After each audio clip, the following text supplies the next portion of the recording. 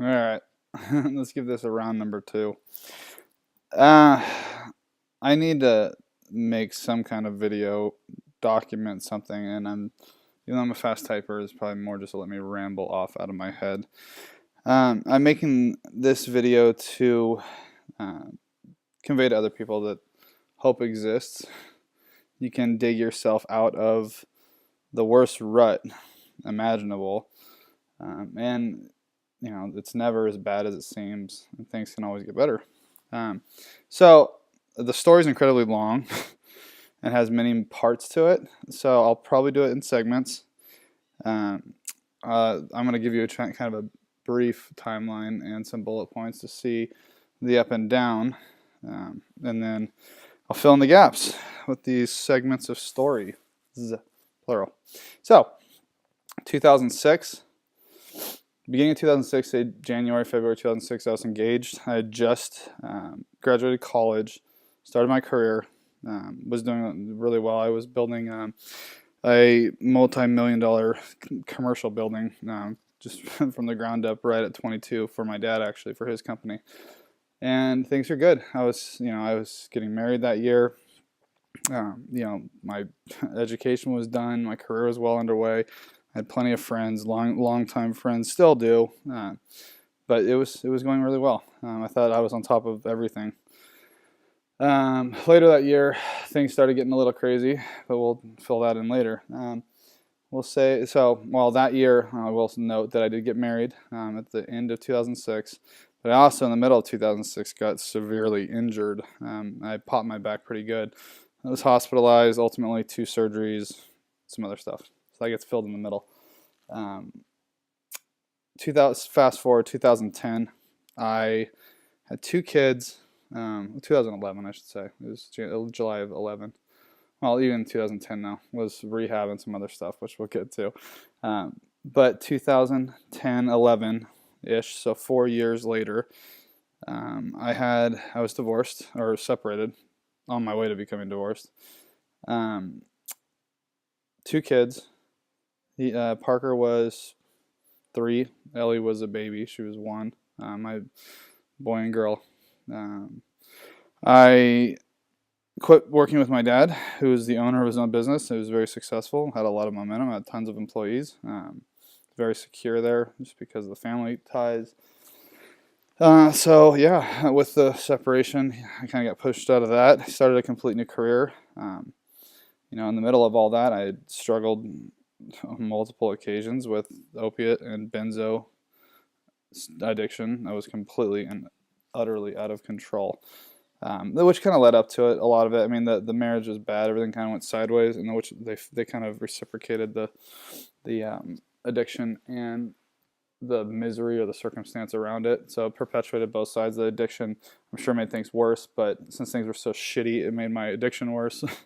So it was just this back and forth thing that just didn't go anywhere. So 2011, middle of it, I pulled the ripcord from everything. I moved out. I couldn't do that anymore. I was actually clean at that time too, in particular. But I had also been diagnosed with type 1 bipolar.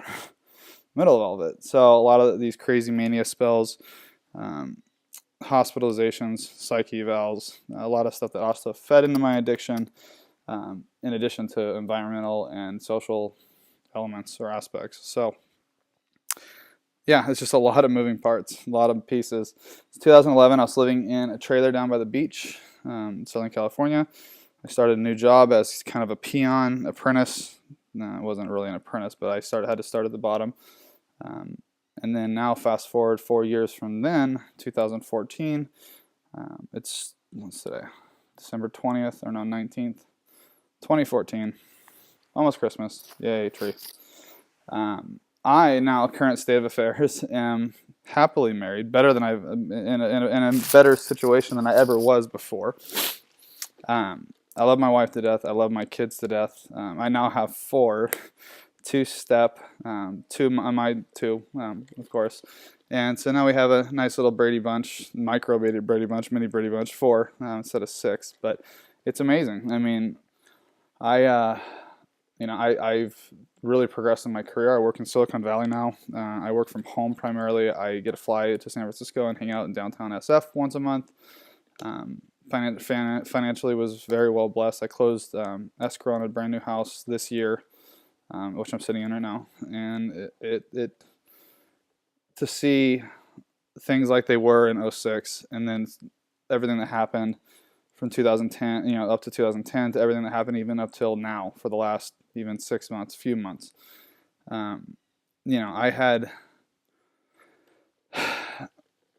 yeah, so I still had struggled with my addiction. I finally got to a point where I knew how to flirt with it and not get completely immersed to where I was, but I was still flirting with things for past couple months now, a few months. I haven't touched any opiate, nothing. I've avoided it, and I've noticed a huge difference. I'm seeing my just senses are coming back. I'm more aware. My tactile sensation, my fingers is a lot more intensified, sensitive, whatever you want to call it. Everything feels different. I mean, it's awesome. You start to feel the light at the end of the tunnel that you want so bad when you're in the middle of the addiction, and you're still, I mean, it's never gone, obviously. There's always that little voice, that devilish, annoying voice that I would do anything to get rid of. I would pay any amount of money.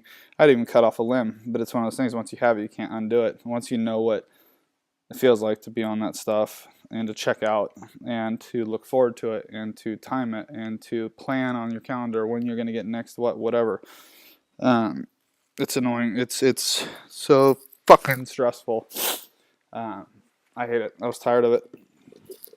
And even though I didn't get fully immersed back into it, I was bad on multiple occasions.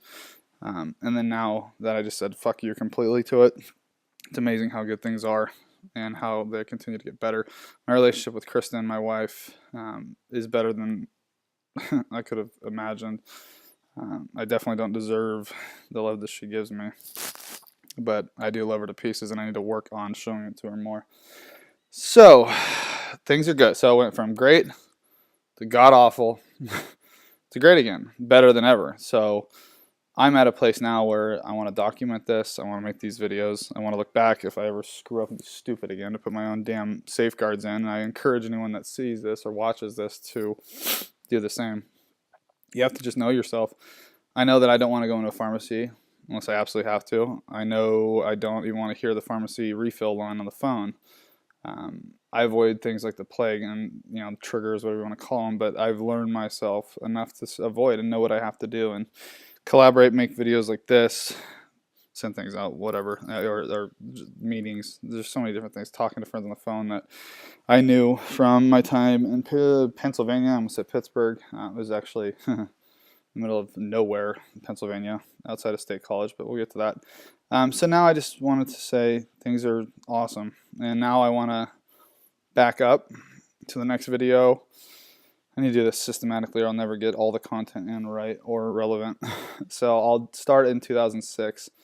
There's some stuff that ties behind that a little bit, but not really. So first 4 years, probably be the next video, which will be long. And then the next 4 years. So we'll and then the shitty part is like, it just spans the middle from, say, 2008. It got the worst till 2012, 2013. So I hope you guys check back, or whoever the hell is watching this. I don't even know where I'm going to send it yet. This is so early. But I've seen other videos that have been extremely insightful and inspiring. So I thought after 8 years of fighting an addiction to the worst damn substance, most addictive substance on the planet, opiates, and the strongest form of opiates, fentanyl, I've learned pretty much everything there is to know about I mean, not in a cocky, arrogant way. Obviously, there's other things that I don't know. I'm not saying I know everything, but I do know a lot. I know I've detoxed fucking so many times I can't even count. I know that Thomas recipe, upside down, inside out. I know what it's like to go cold turkey. I know what it's like to wean off. I know what it's like to be on Suboxone for 6 months and then get off that shit, which took forever. And I was on ridiculous amounts of Suboxone. I think something like 48 milligrams daily. I forget. I don't know. It was so much. I remember it was a big deal at the time. I'm sure there's other people, but that comes back to the fentanyl use, which I'll get to later.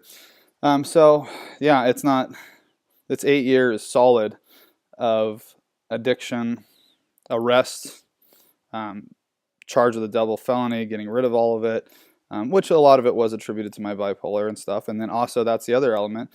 I went through, so last 8 years, married, 2 kids, 2 more kids, married, divorced, married again, changed jobs, moved everywhere. I'll get into what I did, travel the world, and then it's just in New York randomly doing this, doing that, got hurt in New Jersey. It's just, it's a it's a lot. It's a whopper. So figure might as well chip away at it and start telling the story. So I'll stop rambling. I'll start the next story, or the next segment, the next video, hopefully in 2 days or so, but a day. But I don't know. I think it's good. I think I'm at a place now where I actually feel in a position to where I can give people advice on despair, hope, hope, forthcoming hope, even when they don't believe it, which I didn't.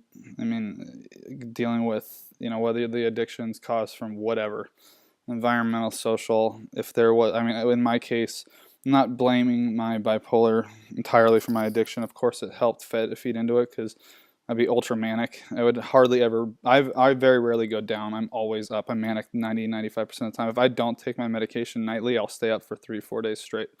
So that obviously induces a lot of self-medication when I just spin out of control all the time. So I had to deal with finding first getting diagnosed, then finding the right medication balance, and then, adding a triple agent. It's just a lot. So I look forward to making these, and I really hope that I can make things easier for people if they watch and follow along. So, all right, until next time.